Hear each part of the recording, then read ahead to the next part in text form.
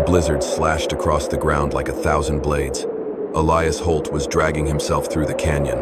His leather coat was in tatters, he was limping, and blood was staining the snow. His horse had died that morning.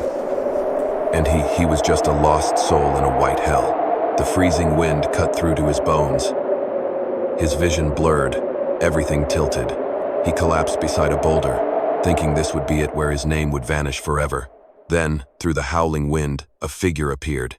A tall Apache woman, muscular.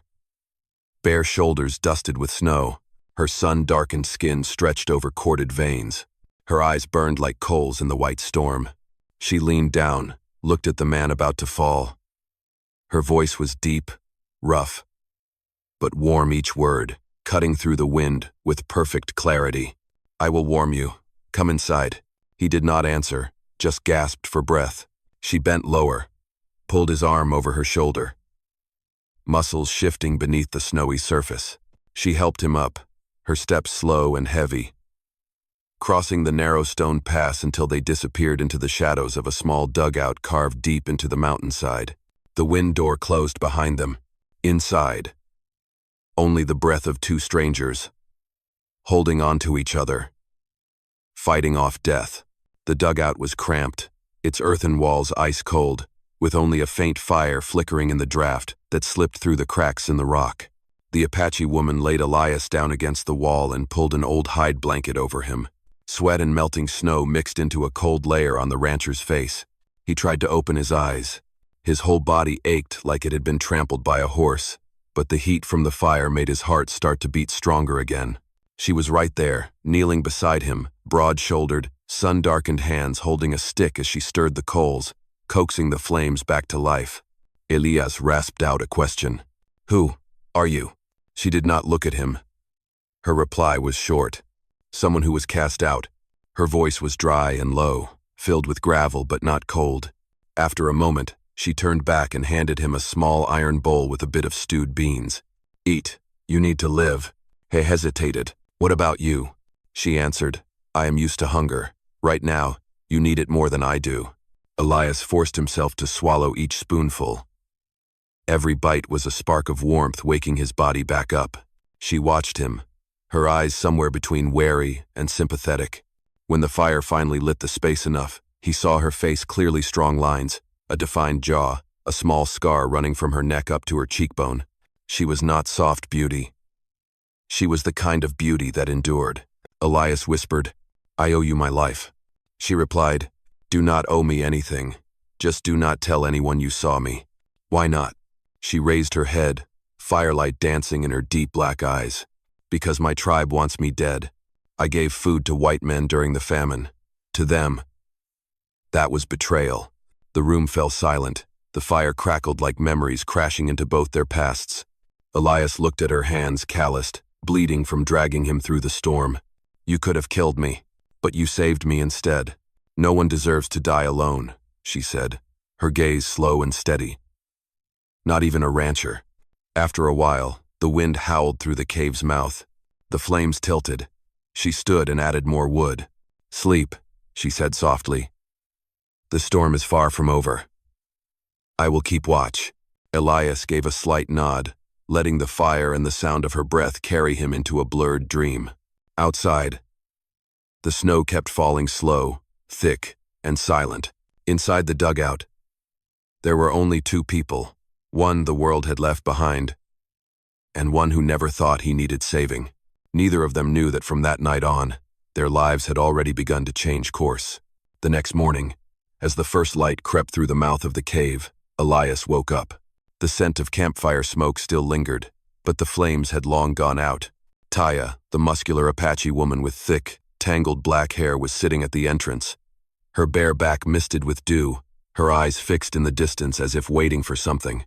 Elias pushed himself up, bracing against the wall. "I am alive because of you." She did not turn around. "You are still weak. Save your breath." Outside, the wind began to rise again, and then, beneath the wind, a different sound. Hoofbeats. Taya shot to her feet, her ears sharp like a wild animal's. "Not wild horses," she said quietly. "They are here for me." Elias followed her gaze. 10 riders were emerging from the white mist, their horses' breath rising like clouds. She grabbed her makeshift spear, her voice dropping low. "Go inside. Hide. Who are they?" "My people. But they will kill you if they see you." Before he could react, she pushed him behind a rock wall and pulled the hide blanket over him. In that instant, he saw the muscles in her shoulders and back tighten like drawn bowstrings. A woman strong enough to face the world alone, just to protect a stranger. Outside, the hoofbeats stopped. A man's voice rang out deep and firm. "Taya, we know you are in there." She drew a deep breath and stepped out of the cave. Her hair whipped in the wind, her black eyes like mountain stone. "I am here, alone. A white man passed through these lands. Did you see him?" She gave a soft laugh, tinged with both scorn and sorrow. "I saw a dead wolf, a dead horse, and a lot of snow. That is all." One of the warriors lowered his bow, suspicion in his eyes. "You have saved white men before, Taya. Do you think we will believe you?" She stepped closer, face to face, her voice steady and low. "Believe what you want. But take one more step, and this place becomes a grave for all." Silence. The wind howled louder. The warriors looked at one another, then pulled their reins. The lead horse turned, and the whole group faded into the white fog. Only when the hoofbeats had disappeared did Taya sink to her knees, hands still clenched around the spear. Elias stepped out, gently touched her shoulder. She flinched, then turned, but her eyes softened when she saw him.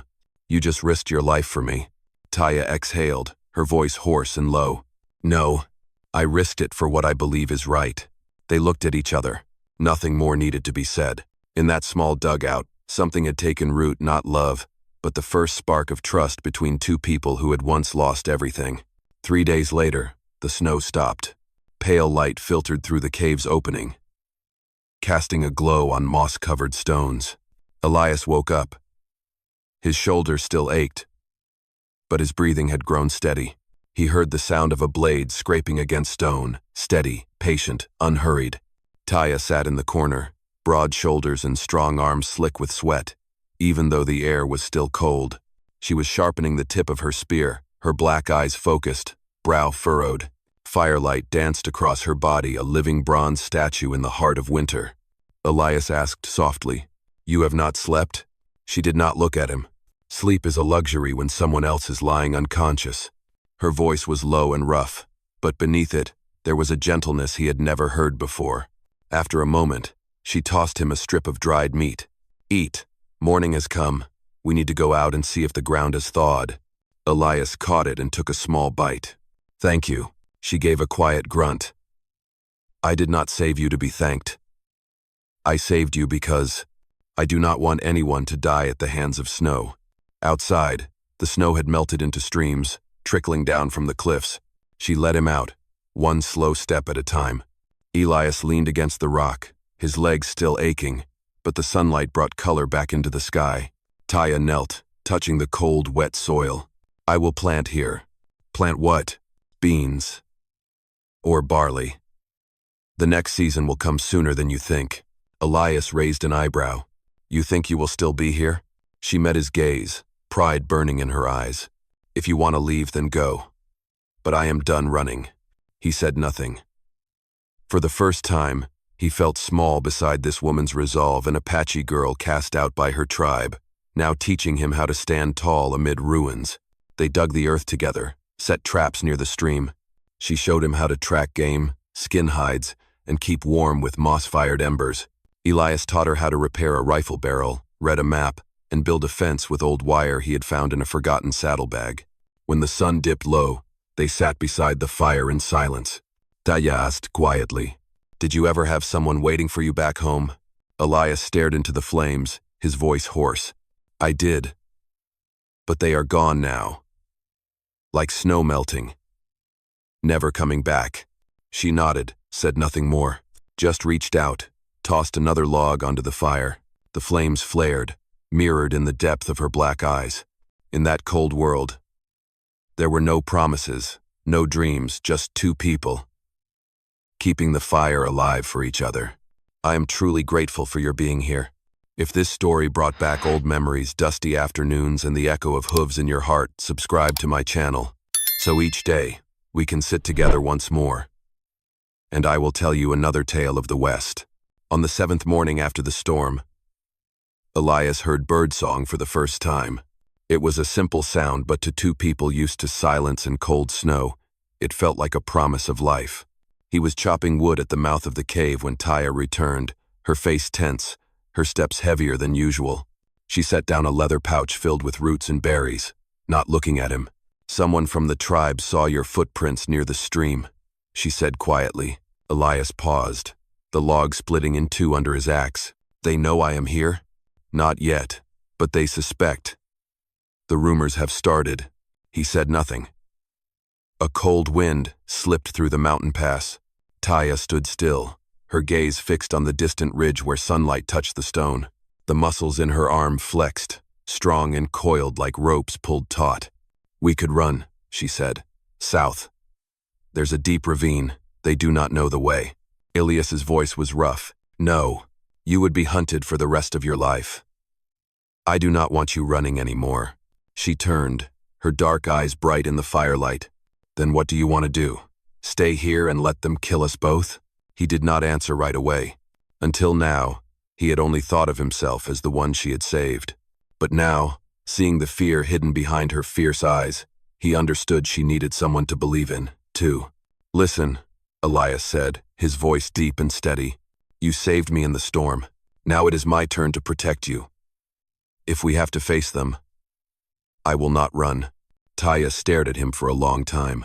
For the first time, her eyes held no suspicion, only the silence of someone caught between the heart and the instinct to survive. "You do not know them," she said softly. "I do," he replied.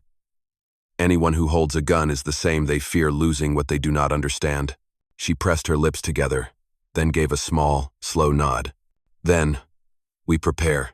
That afternoon, they began digging a tunnel behind the cave wall, a hidden passage leading into the pine forest. Elias tied ropes and moved rocks, while Taya mixed mud with fibrous vines to craft a camouflaged hatch. Their bodies worked side by side, sweat and breath blending with the scent of earth. At night, as they rested by the fire, Taya spoke softly, her voice trembling yet firm. "You can still leave. No one would blame you. But if you stay, then this is no longer just shelter. This will be home." Elias looked at her. The fire flickered against her sun-darkened face, her scar, her eyes deep and dark as a canyon. He gave a slow nod. "Then, I stay."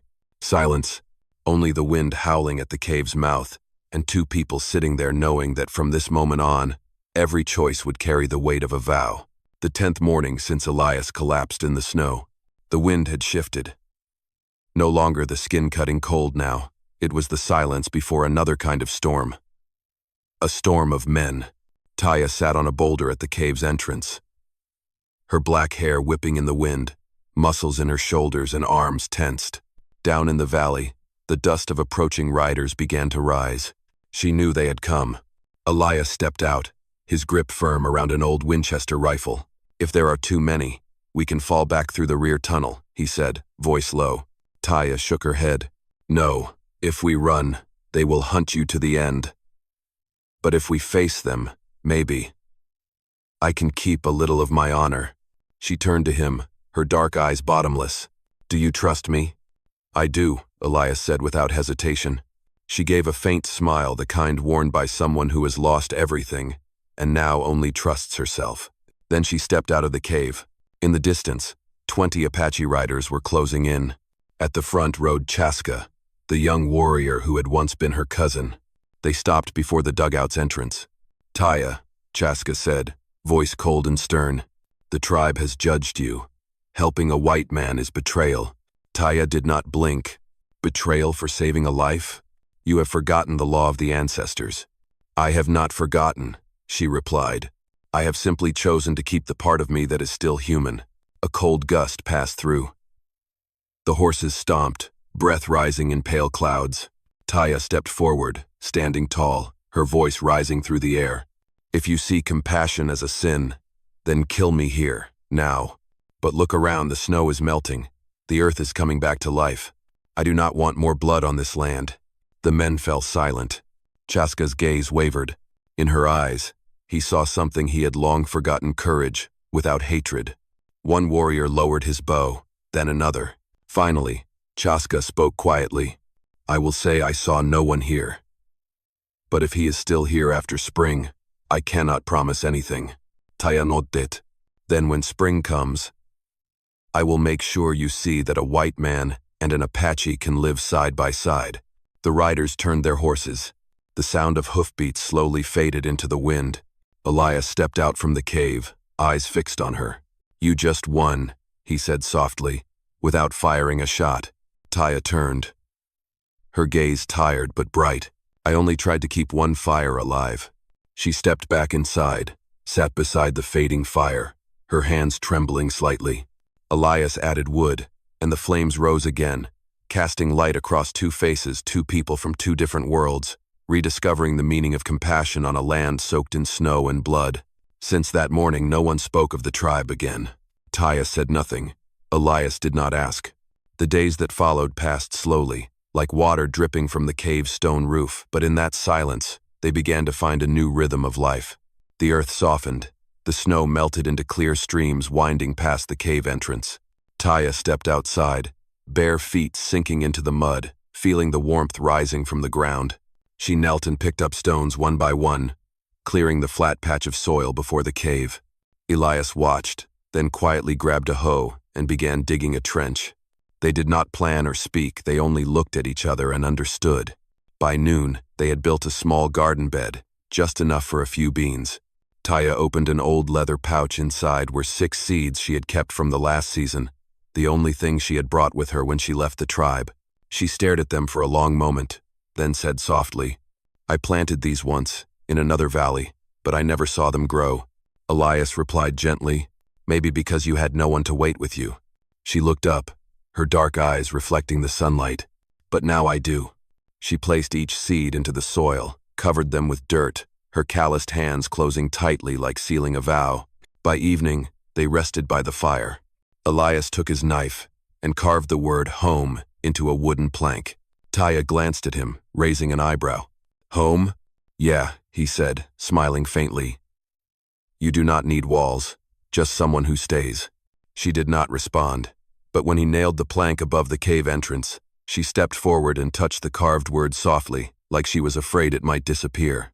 Day by day, they built more: a shelter roof, wooden shelves, dried meat racks, and firewood stacks. In the mornings, Taya taught Elias how to track deer, how to set bird traps. In the afternoons, he showed her how to mend the old saddle, how to handle a saw blade. At night, they sat together, listening to the wind howl through the valley, no words needed, only the crackling fire and sometimes a quiet laugh. One day while Elias was fixing the roof, she asked, "When the snow is all gone, are you going to leave?" He looked up, the light catching in his gray eyes, eyes that had once lost everything. "I used to have somewhere to go. Not anymore." "What about you?" She looked down, her voice slow but steady. "I will stay here, because now I have someone beside me." Elias paused, then said softly, "Then from now on, we will watch the season grow together." Taya smiled, her first smile since they met. It was not bright, not fragile, but calm, like the light of a new morning. In that small dugout, 2 people once cast out by the world were learning to live again through sweat, through warmth, and through the quiet belief that kindness can grow even in the hardest soil. Winter was truly over. From the cliff walls, melted snow dripped down into the earth, flowing into a small stream that weaved its way through the soil where they had planted seeds. The sky was an unfamiliar blue, the kind of blue Elias had not seen since the war took everything from him. He sat at the cave's entrance, carving a handle for a hoe, kitchen smoke drifting over his shoulder. Inside, Taya was grinding herbs into powder for medicine. The sound of the pestle, the knife, and the wind all blended into a song of 2 people who had survived. As evening shadows stretched long, Elias saw the first bean sprout break through the dirt. He called out, "Taya, it's growing." She ran out, knelt beside him. Her sun-darkened hands gently touched the fragile green shoot. The last light of day fell across her face, tanned, strong, and strangely peaceful. "I thought this land was dead," she said. "No, Elias whispered. It was just waiting for someone to believe it was still alive. She looked at him, longer than usual. And in that look, there was no line left between their two worlds, just two people who had found warmth in a place once filled with nothing but snow and loneliness. Night fell. Inside the dugout, the fire burned brighter than ever. Elias sat nearby, cleaning his rifle, while Taya roasted flatbread made from bean flour. The scent of smoke drifted out, mixing with the wind. They shared one piece of bread, passed a cup of water back and forth, no words spoken aloud. After a while, she asked softly, "If the snow returns tomorrow, will you leave?" He looked out. The cave white still clung to the mountaintops, glowing under the moonlight. "I spent half a lifetime searching for a place like this," he said. "And now, I have found it." Taya stayed silent. She placed her hand on his chest, feeling his heartbeat. "I used to live just to fight against everything," she whispered. "But now, I live to hold on to one person." Elias gently closed his hand over hers, his eyes glowing in the firelight. "You are not a traitor, Taya. You are the reason this land feels warm again." Outside, the wind swept through the pines. The sky was dark, calm. Two people sat beside each other, no rings, no vows, no promised future. Only the choice to stay. Simple, but as powerful as the West itself. Outside, the stream murmured. The sky stood silent. Inside, the fire burned steady, not out of fear of the cold, but because two hearts had finally found where they belonged. My friend, some storms in life do not come to destroy us, but to see who will walk into the storm with us. In the frozen wilderness, Elias and Taya did not find magic. They found kindness, and sometimes, amid rocks, wind, and ashes, one small fire is all it takes to warm an entire lifetime. In the end, I wish you peace and happiness wherever you may be in this wide world. I love all of you, my dear audience of Wild West Storytelling. Let me know what you thought of this story. Leave a comment below. Type Aina if you enjoyed it. And do not forget to subscribe for more thrilling tales from the Wild West.